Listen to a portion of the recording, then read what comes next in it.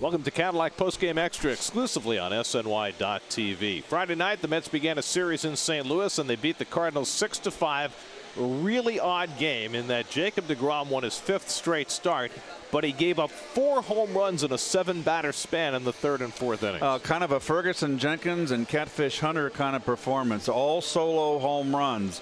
The Mets spotted him 2-run leads twice, and he gave up back-to-back home runs in 2 separate innings where it allowed the Cardinals to tie the game. But the 3rd time was the charm.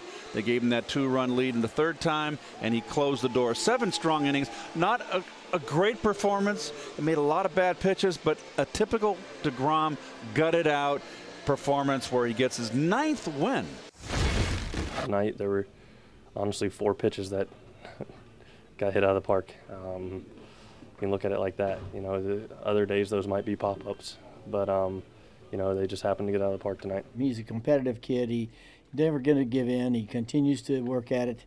Obviously, I mean, I don't know if it was the extra time off. He had great velocity tonight, but location was off. Everything was up in the zone.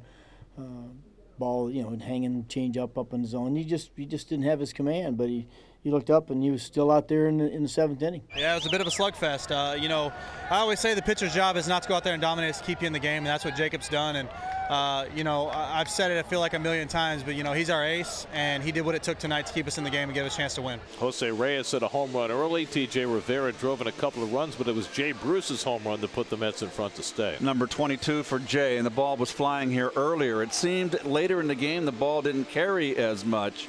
But this game just didn't turn out the way we thought it would be. It turned out to be an offensive night from both teams. Something with little height.